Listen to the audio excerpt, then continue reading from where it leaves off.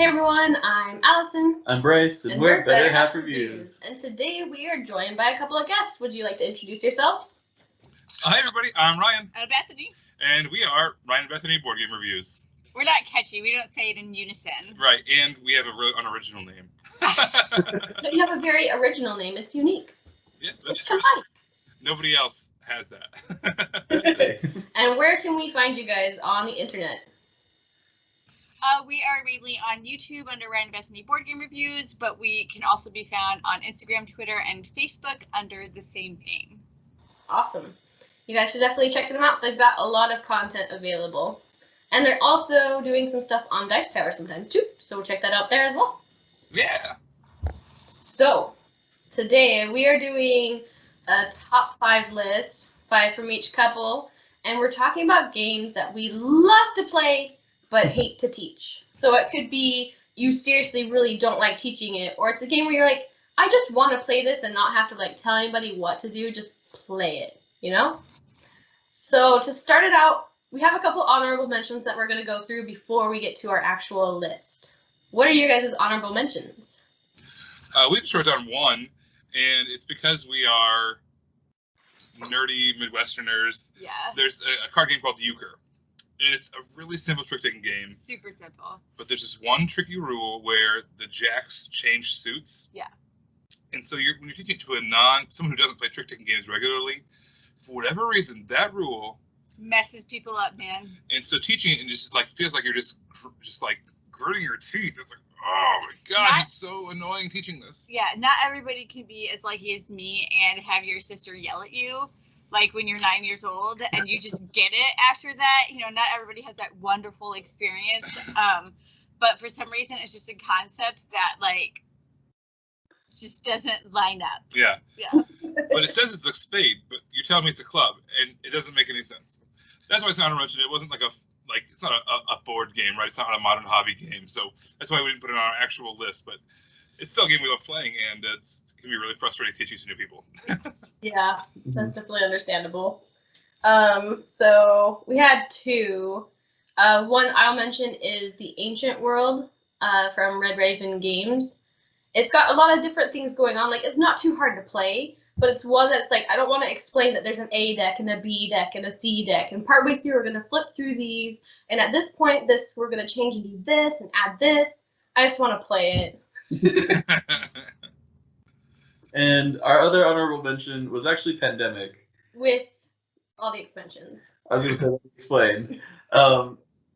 I can't remember the last time we played Pandemic, just the base game. It's always with some sort of expansion. Yeah, everything's thrown you in. Add that complexity of the expansions to someone that's never played the base game. It just they don't get it as easily, and it's just not as fun to play. And then we usually play the base game instead, but it's like, I want to play it within the lab, you know, and Yes, in the lab. yeah. It's like that's my favorite expansion of that. We never play without it, actually. Like, yes. Unless we're teaching it, because it is so horrible to teach. Yeah. Nice. Okay, well, one day when we meet up, we're going to play it in the lab. All right? Yes. It'll be Absolutely. All right, so let's get into our actual list. What is your guys' number 5? All right, so our number 5 is Fog of Love. All right, so this is it's a pretty interesting game, really. It's a romantic comedy in a box. Yeah. It's a 2-player only game, and you tell the story of 2 people falling in love. When you first crack open the box for the very first time, it's actually got an amazing tutorial.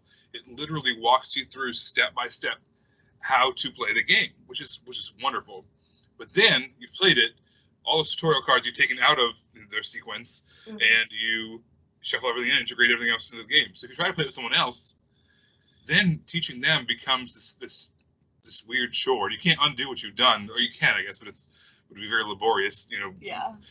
And trying to play with someone else, you basically just have to kind of start from scratch and explain every little deck and every little trait and everything, every concept. And then, of course, it's not as perfectly lined up as far as what events are going to happen in what order. It's more random, which is what you want with someone who knows what they're doing. But teaching that after the tutorial has been gone through, it's not fun. And it has like just a sprinkle of like role playing in it. And so that just is can be a difficult thing to do. Yeah, especially for people who are strictly board gamers and not role-playing gamers. Yes. RPGers, we'll say, sure. Oh, yeah. To get them to, you're acting. To make the most fun out of it, you're acting. And not everybody wants to act. They just want to play a game. Yes. Yeah. That's one we haven't played, and I've actually heard some people say, like, if you are a real couple, you shouldn't play that game together because it could, like, ruin things for some. I don't know anything really about the game, like, why that would be that way, but I'm like, okay. The only thing I would say to couples is, if you're going to play it, you cannot play as yourselves. No. You cannot. You're role playing as random character, and you come up with a whole new. Yeah. You're role playing these fake people. Because if there's stuff about in-laws, and there's all kinds of things that can come up. And if you go into that with like, I'm Ryan. My character's name is Ryan. My character's name is Bethany. Well, your in-laws are, then it's not fun anymore. Yeah, but now I'm really curious about how hard you guys laughed at that in-law joke. Like, there's a story there, and I am like really interested in it. Well, that's why it's in the game. It's because what couple doesn't have in-law something, good or bad or whatever. And so if you do play as a couple, don't ever bring anything in real world into the game with you. Play as, should be different people. Role play as different people. All right, duly noted. Yeah. So our number 5 is a game I love to play, and Alison never plays, which is probably part of the problem. But my number 5 is Race for the Galaxy, and Race for the Galaxy is a fun, like, civilization. That's a bad word. Like, race. Tableau building game. You're exploring new planets, you're populating them, you're trying to just do all this fun stuff. But it has a lot of symbols. And there's just symbols for everything. And it's actually quite a turnoff for a new player trying to learn all those symbols. Mm-hmm. And if you don't, even if you've played it before, if it's too long between plays, yes, we're always being like, what does this mean again? So it's like you have to reteach yourself. So it's like every time, because we don't play it often enough, every time we pull it out, I have to teach Alison how to play again and what all the symbols mean. And it doesn't get it's not as fun because then the people are trying to learn the symbols over again, and they're not thinking more about the strategy and what they could be doing. Mm-hmm. So. Yeah. Darn symbology in that game just holds it back, unfortunately. And I hold it back a little bit, so no. Sorry. We know. So our number 4 is Oh My Goods. And Oh My Goods is this game hard to teach. Oh my gosh. It is. There's something about it, and I think a little bit has to do with the rule book. There was a first edition of the rules, and then they came out with the second edition of the rules that kind of clarified things. And we bought it like immediately after the second edition of rules came out, but our rule book was the first edition rules. Yeah. So I learned it one way, read the rules one way, and then I was told those were the wrong rules. But I downloaded the other rules. They were similar, and I couldn't figure it all out. And then teaching it, it ends up being a pretty cool multi-use card engine building game. But multi-use cards come with an extra couple of caveats, like this one thing is these several things, which I normally love, but for whatever reason, this one was just hard to wrap my mind around. So, because I learned it difficultly, I had a hard time teaching it as well. Yeah, because Ryan teaches like 99% of our games. So I am like really lucky, and Ryan's an excellent teacher. Like, he's just so good at teaching. I get things like that. Like, it just happens all the time. And so like when he's struggling, I know that means it's like a weird one. It's just a weird one right now. So when we're both not comprehending what's happening, it's like there's something going on. Super fun to play once we understand what's happening, but it's like what you said earlier, we would have to reread that whole rule book and the second edition and the second edition, book, which is not the one that's in our box. Yeah, that's understandable. There was a game just the other day we found had a second edition rulebook. Yeah. Haven. Yeah, Haven. I played Haven with someone online the other day, and I was like, yeah, I know all the rules. So I'm like, yeah, and I was like, oh wait, let me check on this one thing, and I'm like looking at the rule book. I'm like, that wasn't in mine. I'm like, they changed it a little bit. I thought they didn't. But anyway. So our number 4 is a beautiful game, and it is Tidal Blades. So once you've played it and you've got the hang of it, it's really not that complicated. But teaching it, you're like, there's this island and this island and this island, but this, and then if the judge moves and you gotta roll your dice, no, you don't have to keep them then. There's just so many like little things. I remember when we were filming our review of it, I'm like, oh, hand me the rules. Okay, wait, what do we do now? Yeah, I was sitting there with the rulebook going, like, yep, that's okay, what you said. No, we need to reshoot this and say it this way. Because it had been too long since we had played it. I'm like, oh, shoot. So it's like, once you play it and you keep it on the table, it's not that hard, but teaching it to someone new, you're like, okay, oh, no, don't forget about that. No, you can't do that. No, yes. It's like, it's not that complicated, but there's just so many little things to remember at the beginning that it feels harder than it actually is.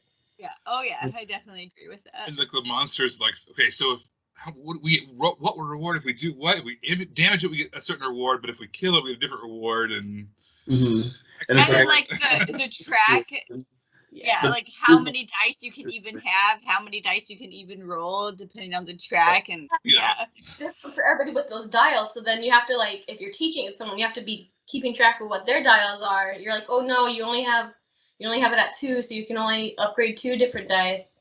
Yeah. So it's a bit of a monster. And it has some monsters too. Yeah. But what a gorgeous game, though. Yes. Totally beautiful. All right, what's your number 3? Our number 3 is actually on somebody else's list, and it was yours. We also put down Race for the Galaxy. We also had Race for the Galaxy along with 7 Wonders for iconography. The same exact reason. You have so many different symbols in both of those games that, 7 Wonders is a little easier to digest, which is, but once you start adding the expansions, there's like a half dozen rule books you're holding at that point to try to figure, what does that one mean again? Yeah. I can't remember. Same with Race for the Galaxy. There's a ton of expansions.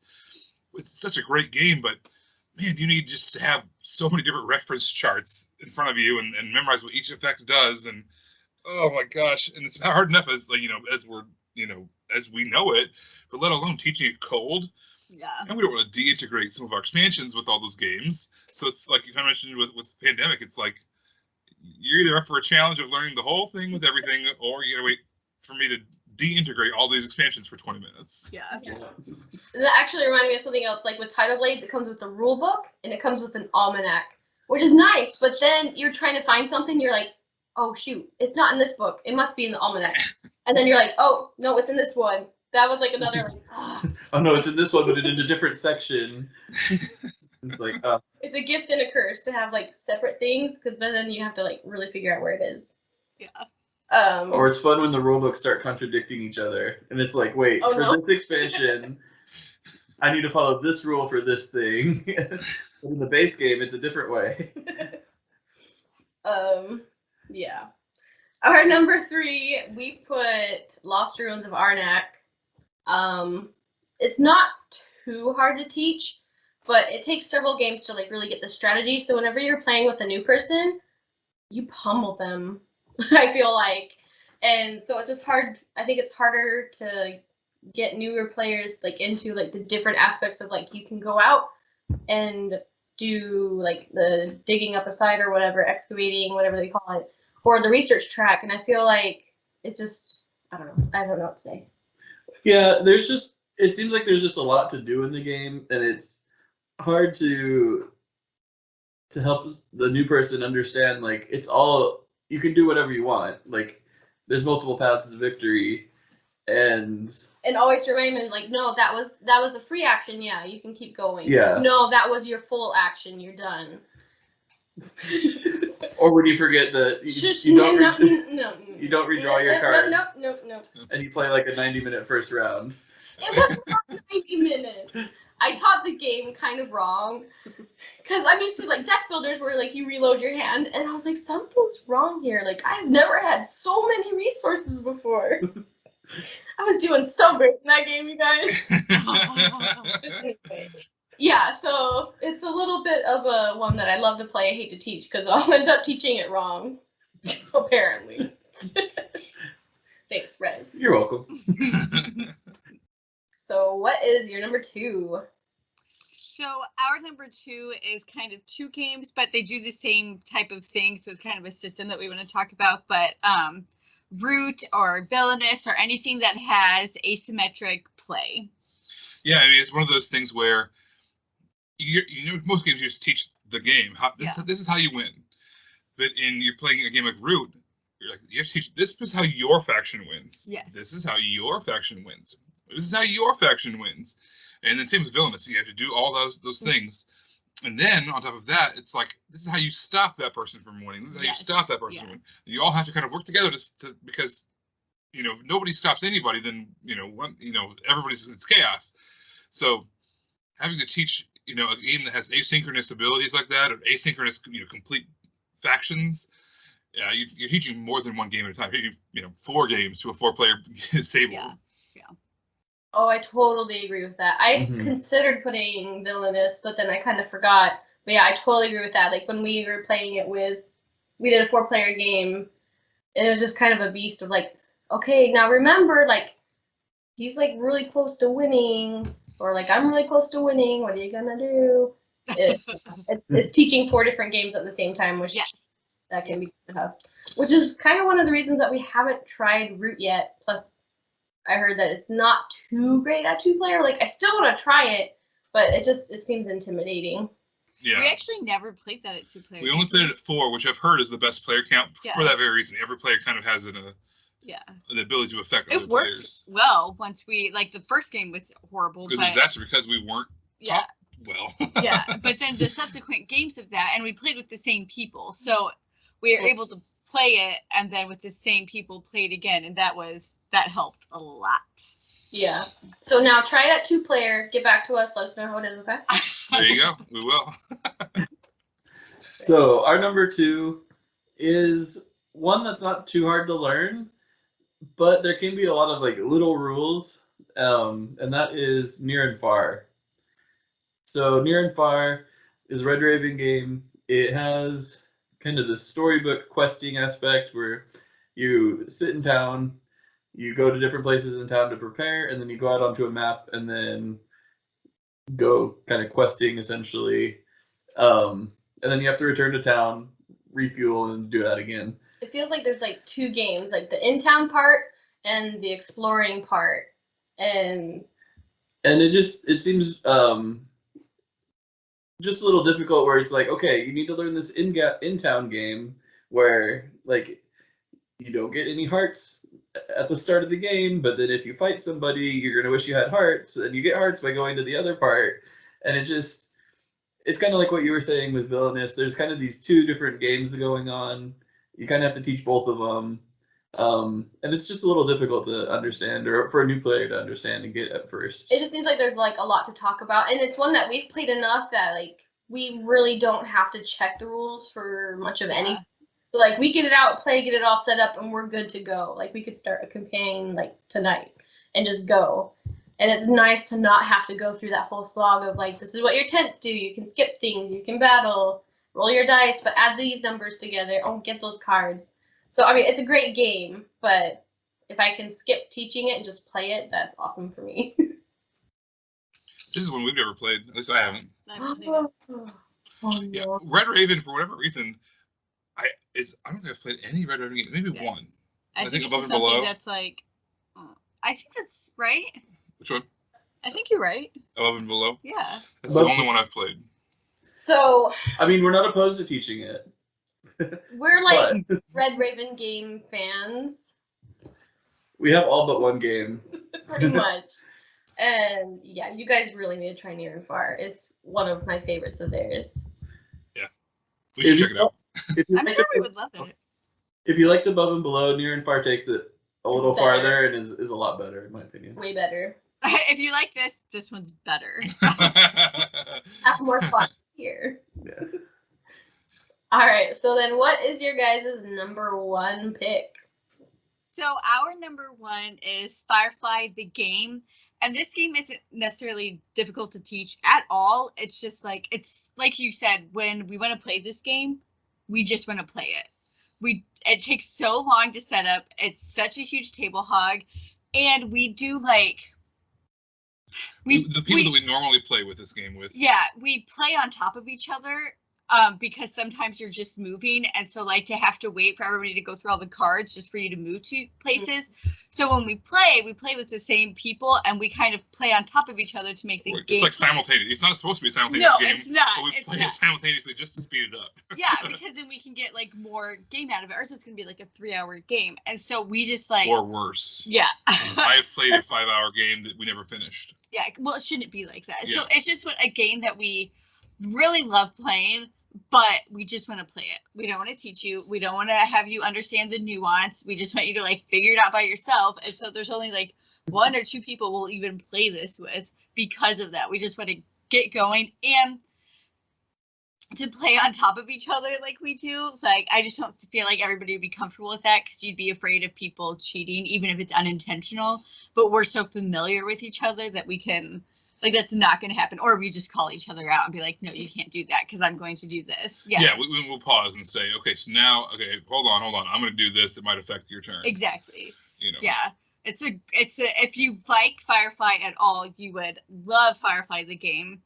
It is exactly a fantastic parallel of the show. Yeah. It's wonderful. Yeah, it's great. And it's such a great game, but and it's another one too where the expansions are integrated in. We wouldn't want to. Exactly. We don't want to take them out. Like, this is just the game now. And guess what? It's either it's going to be an aggressive game. There's going to be bounties in there. We're going to come after you. We're going to take all your goods. Sorry, Yeah. That's just happened. Yeah. You guys thought Ryan and Bethany were nice people. Don't play this game with them. Yeah. Play co-ops with us. Yeah. Yeah, there you go. Duly noted. That's one we haven't played, but we love Firefly. Yeah. It is great. On a print. I see it last time I was at Gen Con was obviously 2019, but Yeah. They had a big Gale Force 9 had a big thing selling a whole bunch of it. So, but that was the last time I saw it on a shelf. Yeah, it's probably a game to where the IP carries it a little bit further. So the gameplay without it being Firefly is good, but because it is Firefly, that's what makes it great. Yeah, there's some really fun pick up and deliver, really thematic stuff with the Reavers and the Into the Black and but yeah, I agree. If you don't know Firefly, you're like, what is this weird cowboy? Yeah. There's like Asian vibes to it. Like why is everything in Mandarin? Like I don't understand, but you get that if you've seen the show. Yeah. Oh, does it have anything with the dinosaurs? Curse your sudden but inevitable trail. Rah! Yes, there's some cards. There's a promo card that washes dinosaurs. Yeah. Well, and it's also the starting player. Yeah, there's a dinosaur starting player. That's awesome. Awesome. I like it. Maybe we'll try that one someday. Yeah, we have to. All right. So our number 1 is a game I really like to play, probably more than Bryce, but it's He's like, yep. it's Paladins of the West Kingdom.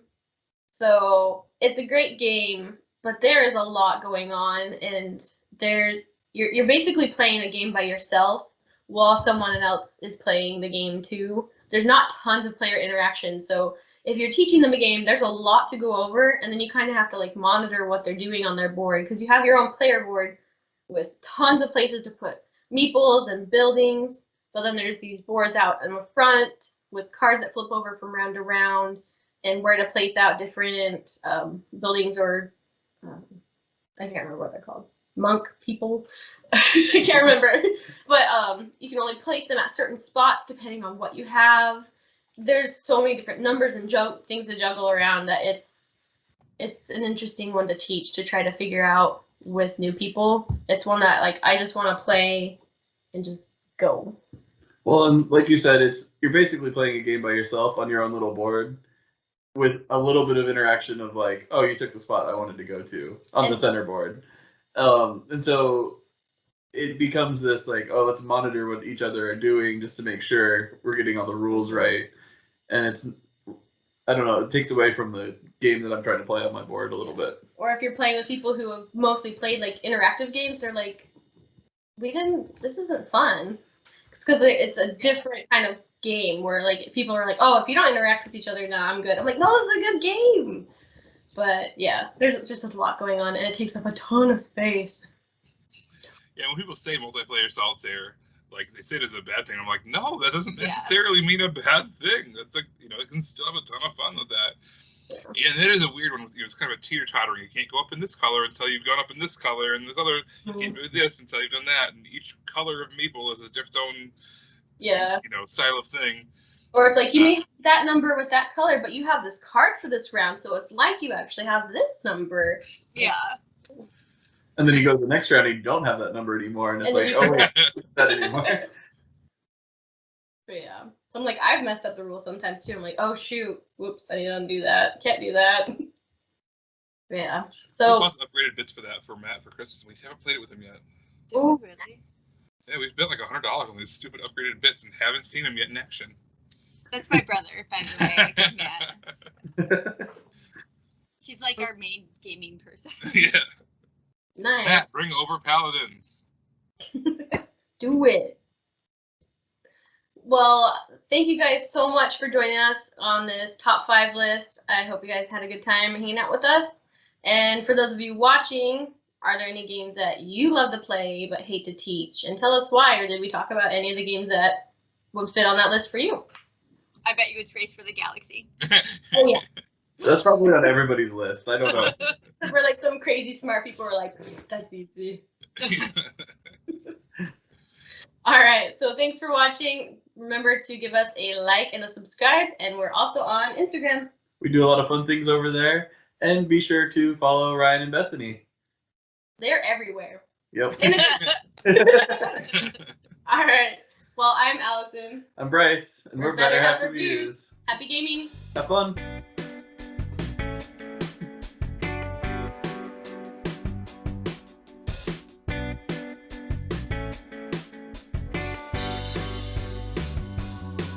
All right, our number 5 is Firefly the Game. No, it's not. No, it's not. I lied. You're like, no, it's not. Maybe I'll put that in the Shut up, Ryan. Just shut up. Right. You get it. I don't get it. Root as a placeholder, but that's just kind of true for like a lot of asymmetric style games, right? What are you doing? Oh my gosh. What am I doing? I don't know. Why am I so bad at this? Like, there's a 4 right there. Okay, Ryan. I feel like I'm always awkward at the end. Like, okay. I'm awkward all the time. It's okay.